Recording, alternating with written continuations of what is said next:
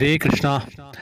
രാധിക അമ്മ ഒരു അനുഭവം പങ്കുവച്ചിട്ടുണ്ട്. അതിമനോഹരമായിട്ടുള്ള അനുഭവമാണ്. കോരിത്തരിപ്പിക്കുന്ന ഒരു ഒരു 5 മിനിറ്റ് കൊണ്ട് നമ്മളിലേക്ക് എന്തൊക്കെയോ ഒരു ഫീലിംഗ് എത്തും. അതാണ് ഈ അനുഭവത്തിൻ്റെ പ്രത്യേകത.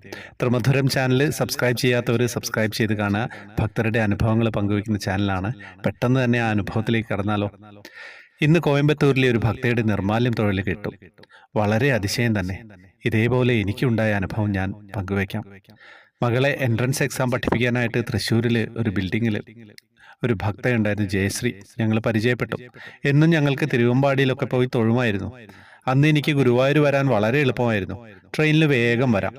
ഒരു ദിവസം ജയശ്രീ പറഞ്ഞു, അവരുടെ സ്വന്തത്തിൽ ഒരു മുത്തശ്ശൻ ഗുരുവായൂർ പോകുമ്പോൾ വിളിച്ചു. അവൾക്ക് പോകാൻ പറ്റിയില്ല. പക്ഷേ വൈകിട്ട് തൊഴുതു വന്നത് ശേഷം മുത്തശ്ശൻ വിളിച്ചു പറഞ്ഞു, ജയശ്രീ, നീ വരാച്ചത് വളരെ ഒരു നഷ്ടം തന്നെ. കാരണം ആ മുത്തശ്ശനും കൂട്ടരും വരിയിൽ നിന്ന് ഉള്ളിലെത്തിയപ്പോൾ നാരായണീയം എഴുതുന്ന ആ ഒരു സ്ഥലമില്ലേ, അവിടെ ഒരു തമിഴ് ഭക്ത തമിഴിൽ കൃഷ്ണന്റെ പാട്ടുപാടി. അപ്പോൾ ശ്രീലകത്ത് നിന്ന് മേൽശാന്തി പുറത്തു നിൽക്കുന്ന ജി ടി എന്ന് വെച്ച് കഴിഞ്ഞാൽ ഗുരുവായൂർ ദേവസ്വത്തിന്റെ ഉദ്യോഗസ്ഥർ എന്തോ പറഞ്ഞു. ആ ജി ഷീഷ് എന്ന് പറഞ്ഞു, അതായത് മൗനമായിട്ടിരിക്കാൻ എല്ലാവരോടും. അപ്പോൾ ഈ സ്ത്രീയും പാട്ട് നിർത്തി. എന്നാൽ മുത്തശ്ശന്റെ തൊട്ടു മുന്നിലായിരുന്നു അവർ. നടയിലെത്തിയപ്പോൾ ആ ജി ചോദിച്ചു, ആരാണ് ആ ഭാഗ്യവതി? കാരണം ഇവരുടെ പാട്ട് കേട്ടിട്ട് ഭഗവാൻ താളമിട്ടതുകൊണ്ട് മേൽശാന്തിക്ക് ഭഗവാനെ പാദസരടിക്കാൻ കഴിഞ്ഞില്ല. അതുകൊണ്ടാണ് അവരോട് നിശബ്ദമായിട്ട് ഇരിക്കാൻ പറഞ്ഞത് എന്ന്. അതാണ് മേൽശാന്തി ജിഡിയോട് പറഞ്ഞത്.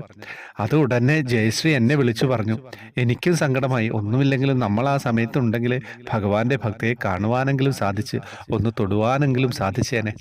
സത്യം പറഞ്ഞു കഴിഞ്ഞാൽ എത്ര ഗംഭീരമായിട്ടുള്ള ഒരു അനുഭവമാണല്ലേ. ഒരു 2 നിമിഷം കൊണ്ട് നമ്മൾ ഏതെല്ലാം ലോകത്തിലെത്തി.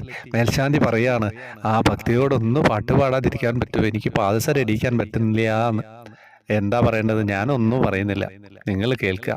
കൃഷ്ണവിഗ്രഹം വേണ്ടവർക്ക് ലിങ്ക് വഴി വാങ്ങാവുന്നതാണ്. ഹരേ കൃഷ്ണ.